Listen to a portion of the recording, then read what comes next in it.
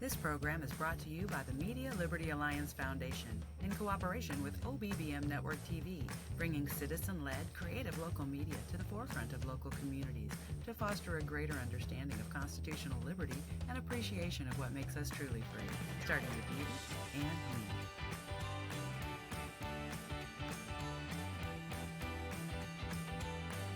The Zach Ratliff Show is sponsored by Mortgage Financial in Texarkana, Exceed Health Clinic, Elmwood Custom Goods, and Church on the Rock, Texarkana. That's churchontherock.org. Make sure to like and subscribe to the channel. That way you're updated each time fresh content comes out. And thank you for being part of the Zach Ratliff Show.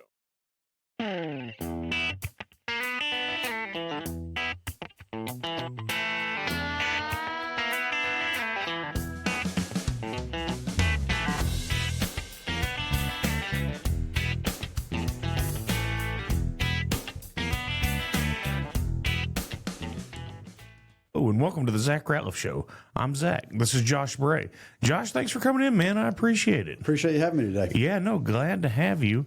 I guess let's start with, we know it's political season, and tell us why you're here, what you're running for, and let's get into who you are. You bet. I'll just go ahead and start by kind of telling you my background and who I am, where I've been, and we'll go from there. So, yeah, I'm Josh Bray. I grew up in Paris, Texas. My family's been there for many, many, many generations. Went to Paris High School, graduated there with 30 hours of dual credit from Paris Junior College. Nice. Then left there and went to the University of Alabama, got my undergraduate degree in finance, and then stayed my fourth year and got my master's in marketing. And then from there went to Texas Christian University, where I got my certificate in ranch management. Okay. And then came back to Paris and went to work in a utility construction company with my dad, laying water, sewer, and storm drain pipe throughout Northeast Texas. After a few years of that, you can probably imagine, I felt like there might be a better way for me to make a living than laying sewer pipe the rest of my life. And but it did teach me the value of early mornings and long days and hard work. Hey, one of my guests that's been on a few times is a sewer guy. So. There's a need for it, right? Yep. Critical infrastructure.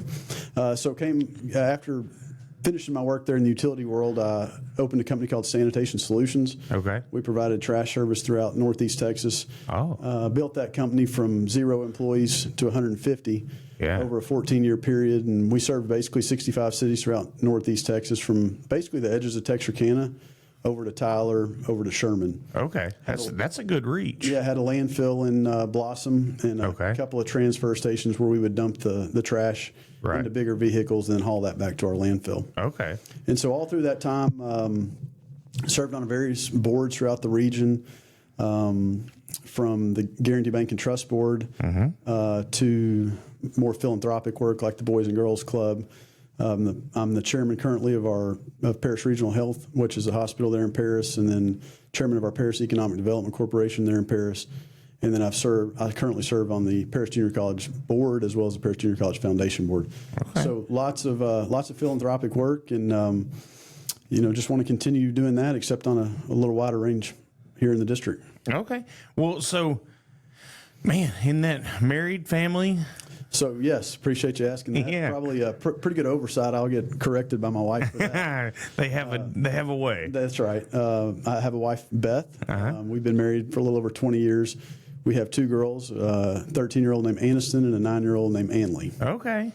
Oh, that's awesome. I've got a 10-year-old girl, so, man, that's a whole different ride, isn't it? It is.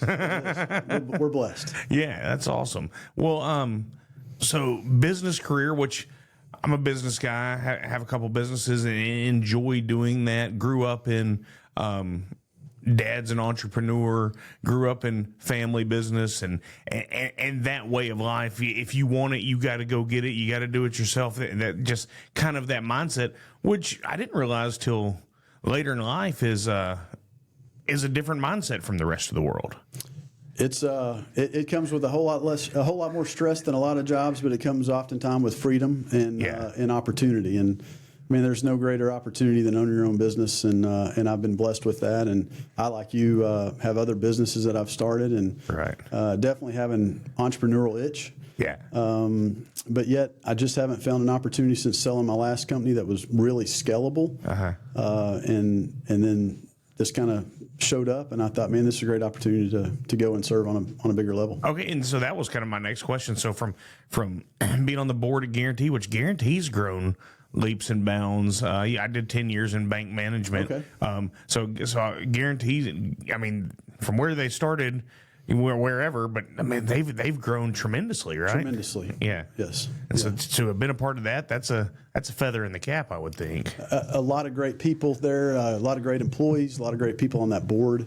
Like everything else in life, where people have good vision and good execution, you have good results, and that's what they've done. Well, vision is the key. So, and I think that's probably a good way to get into where we're going. But what made you say, state representative? I think I can be impactful, or I think I can serve here and do some good. I don't know how you want to put that. No, I think it's a great question. First of all, just humbly, this district's been really good to my family and I. Right.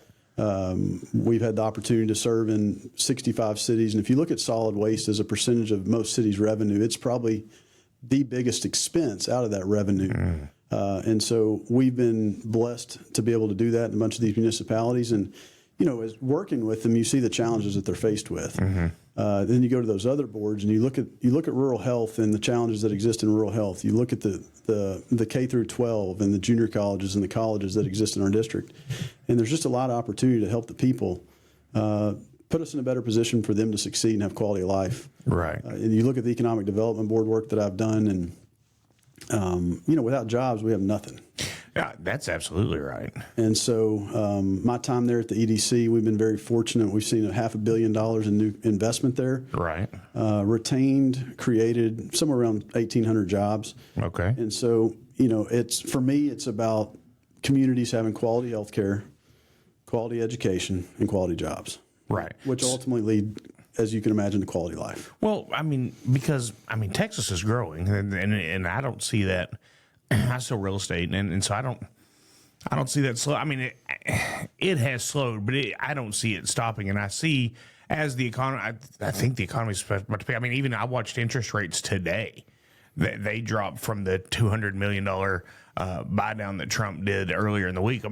We're seeing people are coming. So we need, like you said, a vision to where we're going around here, right? And our state as a whole. Yeah, and you have to ask yourself, why are they coming to Texas? You look at the people that are coming here, and they're coming here because we have good policy. We're a very pro-business state, and we got to make sure that that's protected in Austin. Well, and so let's kind of go into some of the policies there. And I only do this because I had this conversation with a client. I don't know if it was yesterday or the day before, but this week.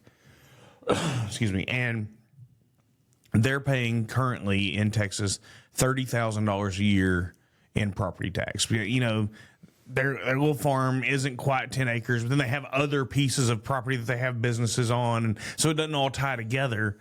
So they're like, we're really thinking about retiring and selling it all and just moving to Arkansas. And the economic downturn it's going to be jobs lost. It's going to be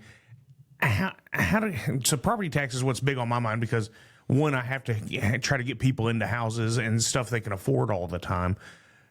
But we have to have it, right? Well, I appreciate your final comment there. Right, we have to have forms of revenue. Right. Yeah, that's probably a better way of putting it. And so when you look at where all this funding comes from, when you do away with one, it's got to come from somewhere else. Right. And so I think we can all sit here and agree with Governor Abbott and the Speaker and the Lieutenant Governor. I think everybody's aligned that we need property tax relief, and we need it on a substantial level. Right. I think the real question is, how do we get there, and how do we do it in a way that makes sense? Yeah. And so there's great sound bites out there eliminating all property taxes, and the math just doesn't support that. Well, I even had the chief appraiser from the Bowie County Appraisal District in yesterday. Okay. And ask him, he's like, it's not possible. He's like, we can talk about it all we want, but that, and he's like, even if we do get rid of it, he goes, we still have the state stuff. You still have your county stuff. You still have your county. You get rid of state stuff. You still have your county stuff. You still have your city stuff. There's so much. He's like, it's just not reality. And so I think that's a fair way to frame it. but I don't know, because I don't like any taxes. I don't like the gas tax I pay. But I also like some of what it provides. Right. I think we can all agree, right, that we need to provide quality education for our kids. Yeah. Just as a starting point. I think we can all agree that we want good roads. Right. We want safety. We want secure borders. And so there's just things that government has to do. Right. And so then we've got to figure out how to fund those. And if we're collecting excess revenue at the state level, we should absolutely be sending that back in the form of property tax relief. And while the legislature's done that the last multiple sessions, what can we do more? And I'm glad you said that. So one thing that he told me yesterday was they had a budget of $2 million, just the Bowie County Central Appraisal District. And the last couple of years, they've sent anywhere from $300,000 to almost $500,000 back to the districts. And I said, well, I haven't gotten my check. So why are these districts? I don't expect you to have this answer. Let me be clear about that. But I think I'm just voicing, like, I would like to see something where if that refund is granted, we go ahead and let it keep flowing back to those who. And I understand sometimes you need a new motor grader. Sometimes you need I get all the things, but anyway. Yeah, it's a real challenge, and there's a ton of competition for dollars, right? Absolutely. So when you look at it on the school side, I mean, and you can appreciate it in business. Look at the technology that's in this room right now. Oh, yeah. You've got to continue to invest. And so, and luckily I have people that invest in it with me. That's right. And so where there's opportunities to share, we should share resources. Where there's opportunity to cut, we should cut. I mean, I think no different than any other business. You should start at the top of the budget, and you should work line by line through it and try to figure out where are we wasting money. Well, and that's there's I won't say his name because I don't want to associate y'all with him, but there's a guy running for one of the positions that's like, hey, I'm going to come through and I want to audit the budget and I want to do that, and I'm like, okay, because as a business owner, well, just like I was telling you, I was in a budget and finance meeting this morning, like, hey, and I circled a line here. I'm like, hey, why did we only make this much money off of this investment? Correct. Right. These two things. This should be more over here, but somebody's got to go through it, and so that's why I like somebody coming from a business background that's been your whole life. Well, I appreciate you saying that, and specifically in solid waste, dealing with municipalities, right? They have budgets, right? You have contracts, typically 3 to 5 years.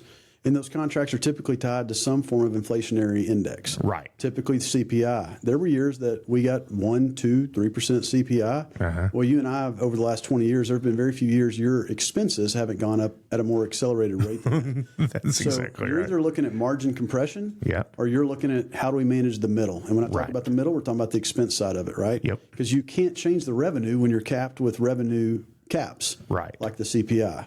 And so when you do that, you've got to find efficiencies. Yeah. In all my career, that's what I've done as a small business owner is find those efficiencies. Well, and that's what I've always, even before banking, I was in big box retail and stuff like that. And I like systems.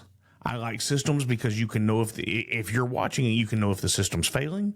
You can know if you can expand it. You can see what to trim. So if you have an SOP and you go by that, and then it doesn't matter who. Well, sometimes it matters who you've got installed in your system. But if you know your system and you put the piece in there and it doesn't work, you can say, okay, here it is. So could you lay out kind of? And look, I understand you're one of many when it comes to the, if elected to the House of Representatives, but how does your system start to jive with all the other pieces? Yeah, so let's go back to even my company, right? When we had the company, we looked at lifts per hour, homes per hour, stops per hour. When you think about this on a state level, you can do the same thing. Right.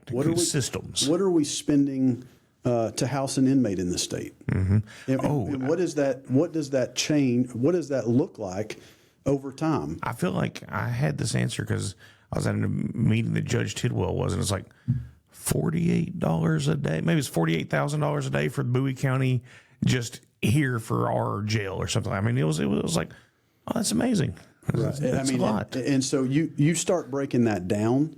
And of course, on the state level, you've got a lot of committees. Yeah. And as a freshman representative, you're not going to get to go tell anybody exactly where you're going to go serve. But at the same time, we've got to be, as a legislature, very very sensitive to the expense side of it. Right. Because you can only do so much. The consumer, they're already pushing back on you right now. They're telling you their taxes are too high. They want relief. They're going to leave the state because it's easy to do right here. And on the other side of it, you bring up a great point. Let's talk about what a sales tax increase or a consumption tax. We're in a bordering district. Right. It's very frightening to think about the idea of what that would do to our small businesses in this region when we start thinking about raising a sales tax. Especially significantly. I mean, it's 10% across the state line. So you've got point and a quarter, point and a half, maybe that you can play with. What does that get you? It without a lot of expense side cuts, it doesn't get you where you need to be. Now I'm good with expense side cuts. So you take the expense side cuts and you play with that a little bit. But again, if we push people out of our state across the border, we crush our small businesses. Right. And you look at let's take where I live in Paris. It's 20 minutes to a competing store across the border. Right. In Texarkana, you walk across a street. Yeah, it's easy to do. It's extremely scary to me to think about somebody. Let's take a 4-wheeler ATV type store. Mm-hmm. Why would you, if the property tax? I mean, if the sales tax went to say 20%, he's going to move across the border. Yeah, it easily. It's just, I mean, on a $30,000 side by side, you're talking about an extra $6,000. Which, what a wild world we're in, where side by sides got to $30,000. I mean, that's a whole different conversation. But golly, but I think you bring up a good point there, because while we talk about the pain that's being felt in the property tax, it's everywhere. Sales tax and raising sales tax brings that that bucket package of goods up. And so when we think about the CPI and the basket of goods that make that up, we can't broaden the tax base. We start broadening the tax base, we got trouble. We're hurting. It's a regressive tax. It hurts those that are already being hurt the most. Right. When we think about our people on fixed income and are underprivileged. I was talking to somebody within the last few months. I don't know when it was, and they said, "Hey, it's really expensive to be poor." And I go, "What do you mean?" Not that I'm just abnormally wealthy or wealthy at all. I'm not, but it was a statement that I wasn't able to place because I've never thought about it like that. And they go, "Well, then not good transportation, not the grocery stores in that area, or maybe it's a dollar store where you get less for more, or whatever. The gas prices to pay, the interest rates you have because maybe your credit's bad, the rent, the expense because your house might not be as insulated as well."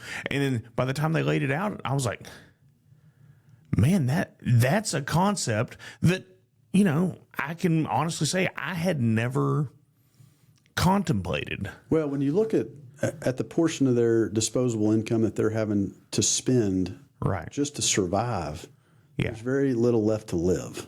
Right. And so I feel that way too.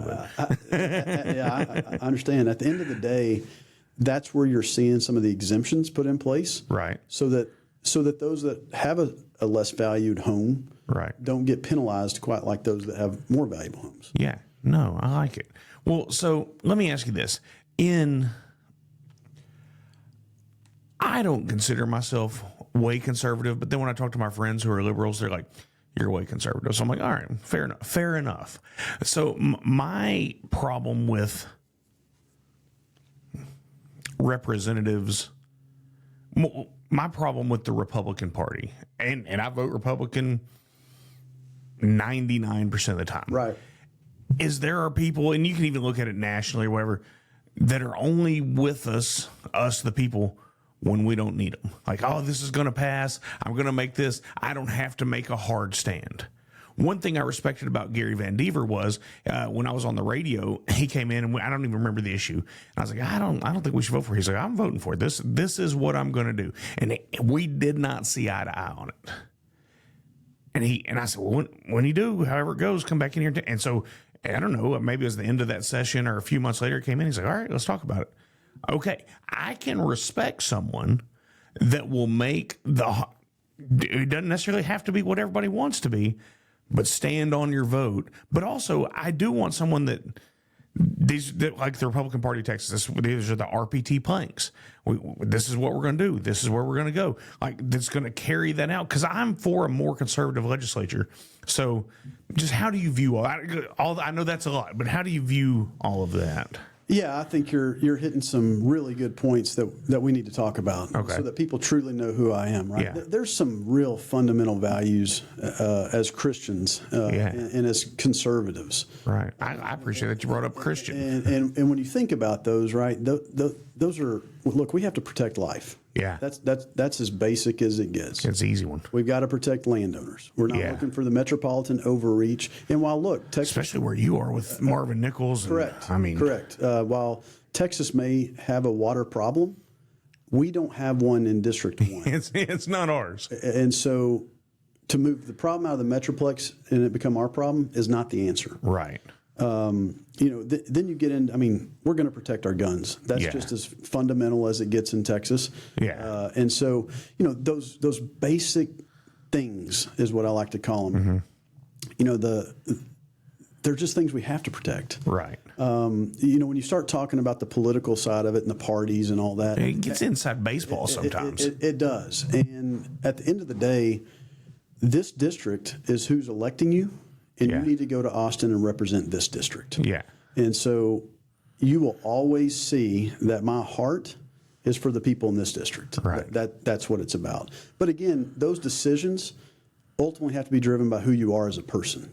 And when you are a Christian and you have faith, then that should be what's directing the decisions that you're making on a daily basis. Well, I like that you say that. One thing I always tell everybody is I'm principled, but here they are. Number one, Jesus, Lord and Savior. That's where I'm. Amen. Number two, I'm a dad to a beautiful little girl. Number three, I'm a son, and then you can go everything after that. But that's where my principles start. No matter the question, no matter the situation, that's top three filters I've got. After that, we can get to conservative, all of the other things. But what does my God say about it? That's right. That's right. And again, there's a burden there, right? At some point, I'll have to stand and be accountable for those decisions that I make in Austin. Yeah. And whether I'm in Austin or not, I'll stand. I'll absolutely for those decisions. And so, for the last 46 years of my life, that's exactly what I've done. One of the things I say all the time is it's not what you really say you're going to do. What have you done? Yeah. And I think that there's a huge list of things that I've done to serve my Lord first, as you say, to serve my family, and then to serve my community. Which great. And when you look at that resume, I think you're going to see the same thing. Yeah. Well, that's awesome. Well, just quick plug. Where can someone look at that resume? So, Josh Bray for Texas. Uh-huh. I'm all over Facebook, as you can imagine, and I'd love for people to like and share that and go on and look at those. We continue to put out more and more information all the time. You'll see more and more videos coming of who I am, what policy positions I take. Right. But again, the things that we've talked about today, we're capturing. There's a lot in there. 98% of it. Because at the end of the day, when you say you're a Christian, you can get a lot accomplished right there. When you say you're a businessman and you understand budgets and you understand, you can get a lot there. Yeah. And then when you go back to just the boards that I've served on and the experiences I had, you can clearly tell I have a value for education, and jobs and rural health care. And those are just the fundamental things that we need in East Texas. I'll tell you, we can talk about the policies and we need to go and we need to vote conservatively. Yeah. But at the end of the day, once we get past that, by the way, Texas has done a really good job of taking care of a lot of that. Right. We've passed the heartbeat bill. We've passed really great Second Amendment right bills. We've passed great property owner protection bills. Mm-hmm. We need to make sure we're getting the dollars back to this district. There's going to be a lot of money spread out across a lot of different districts. Right. How much do we get back here to make our communities and our cities and our region better for our kids? And from my side of it, I don't necessarily want it back. I just don't want it to leave. No, and that's just it, right? We don't want our money going to Dallas. Yeah, absolutely. Well, let's kind of hit on that a little bit with Marvin Nichols and you being in Paris. This thing's been dragging on as long as I've known that there was an issue, right? And it seems like it's going to go on another 50 years. And golly, it just looks like we could. And I don't know. I have no expertise in all this, but looks like we could desalinate and do, and you could power that by one of these mini nuke reactors and make it really easy and bring a pipe up 45 from Houston into DFW. But I don't know, but golly, you don't have to take, 200,000 acres or more of private land? I mean, Correct. You don't have to do that. Correct. Well, and I think it's important, someone that's elected to public office doesn't have to be an expert at all these issues. Right. And honestly, it almost feels disgenuine or unauthentic to think that I would come in here after 45 days and tell you that I have all of Texas's water solutions. Yeah, I can appreciate that answer. There are people that have been studying these issues for a long, long time. Yeah. They're going to be studying them a lot longer. Right. What we've got to do is make sure that we're properly funding the research to make sure that we're putting the smartest, best, brightest people in the room to look at this problem we have in the state, by the way, in the state, not in our region, Right. and figure out what the answer is for the entire state, Right.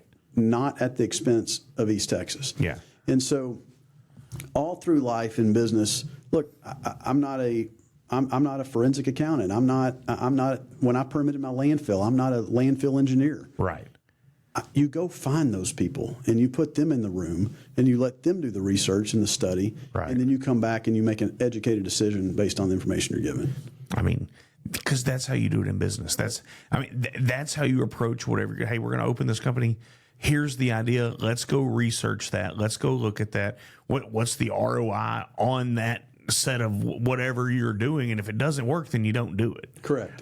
Yeah. And so we can all, and again, to say that I haven't researched it would be incorrect as well. Right. Yeah. Right. Desal's clearly probably the answer. Right. What is it going to cost? How does that work? How does that work? And I don't have those answers, and I don't even know anybody that does. But there's somebody that can figure it out. They can figure it out. Yeah. But what we have to make sure of is that it's not on the back of East Texas. Yeah. No. Absolutely. Let's go into. You mentioned education a couple times. I'll tell you what I'm for. I'm for localized education, putting the power of our district's students and what they're learning into the hands of local teachers, local administrators, and letting the decisions be as local as they can be so as to get away from, DEI was a hot term 2 years ago, but so as to get away from that, so as to get away from any of that type influence that still comes out of our Board of Education at times. They've done a good job about paring that down over the last few years. What does that look like to you? Yeah, so, obviously in the last legislative session, they passed the voucher bill and they allocated $1 billion to that. That'll give or take serve about 100,000 students. Right. It's the law of the land, right? Right. And so at the end of the day, we need to make sure there's accountability for where those tax dollars are going. Absolutely. And in the future, we need to make sure that every kid in every family is given the best opportunity for them to succeed in this state. Right. And what that looks like in Dallas It's different than probably here. looks different than East Texas. Well, and that's kind of my thing. And that was my thing even then with the vouchers was, okay, if that's how we're going. But more so than that, let's cut some of the red tape and let's give it to the power to the local school boards that are in existence, the local administrators that the people we voted to be school board trustees have hired. Let's give them the power and let's let the communities make the decision around our children that are best for our children. And so, yeah, the choice bill passed. That's fine. But more than that, I just want it to be less red tape, more local control. I don't know if that makes sense. I think it does. I think at the end of the day, in Austin, we want Washington to stay in Washington. Yeah. And I think what you're saying is while you understand Austin has a role, Yeah. you want pick your community out in District 1. Yeah. Paris to stay Paris. Paris to stay Paris. And so the local people know what the local students need. That's right. And quite frankly, that even looks different in Paris than it does in Texarkana. Yeah, and so I'm sure. I'm a big proponent of vocational training.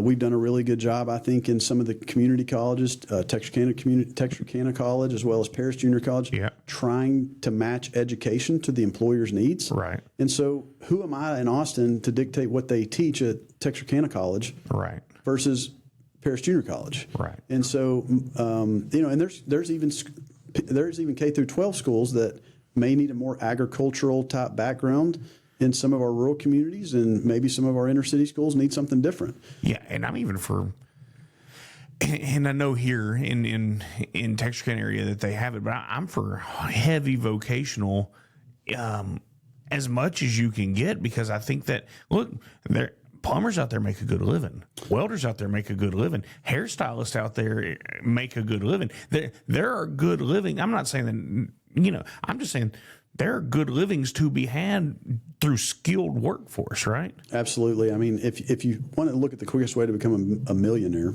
yeah, it's a vocational training certificate and entrepreneurship with it. Yeah. So what you're really saying is, I'm going to get a plumbing license, or I'm going to get HVAC, and then I'm going to start my own company. Yeah, I'm going to bet on myself. And I'm going to bet on myself. And the American dream is still very much alive. Yeah. But it's vocational. I will tell you, when I had my company, some of our highest paid employees were master mechanics. Yeah. Oh, absolutely. And I don't know that we're doing a good job of putting our education into those fields. Right. And I'm not trying to minimize college at all, but I'm just, like you just said, I'm just speaking what is actually true. And, if you leave a vocation or you leave your 4-year degree, depending on what it is, which one gets you to a 6-figure job quicker? A lot of times it's the blue collar route. I talked to a gentleman earlier today, and he had a lot of interest in vocational training,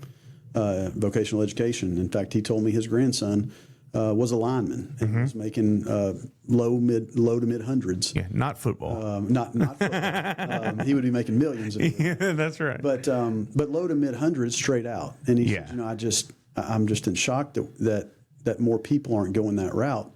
And so we need to help foster that. And what we've found at our local schools, if we train them at home, we tend to keep them at home. Which is also what we need, and especially as HD1 is growing, and I feel that it is growing, and as we're, with the EDC that you're in, I mean, you guys are doing everything you can to bring in business to grow this area, and you can see it happening even if for around here. If you see what Ready's doing, and if you see what all these groups are doing, and then the people inside of them, once you know them, you're like, hey, there's growth, and it's like, for me, we're right on the edge of an explosion of growth here with, kind of what's going on in a couple of areas with some of the things that have been announced, but people really, there's things just our cup about to overfilleth, it seems. Well, it's been really interesting. I've only been in this part of the market really, really focused for 45 days. Okay. And I am amazed at the things that are going on in Bowie County and the edges of Bowie County. Yeah. And, the opportunities are endless. And there's just a great base of education, right, at the K through 12 level, as well as getting into the colleges that we've talked about, and the things that they're doing to try to support the industry. There's going to be success here. You look at the money that the state's put into the colleges locally, right? The expansion at the airport. There's some exciting things going on. And that's a big deal, especially with the thickening of the runway and the extending of the runway. To be able to bring big planes in and work on it, there's good things. Okay, I'm gonna make one more point, then I'm gonna let you get out of here. Campaign season's busy on a fella, so I know you've got things to do. In 2020, I gave a speech saying that if conservatism is lost in Texas, it's lost in our country. I still believe that today. That's where I operate out of. How do you foster that, or do you foster that if you don't? How do you foster that going to Austin but also paired with the betterment for HD1? Well, I think you're right. Just as a general statement, as Texas goes, so goes the nation. So goes the nation. Yeah.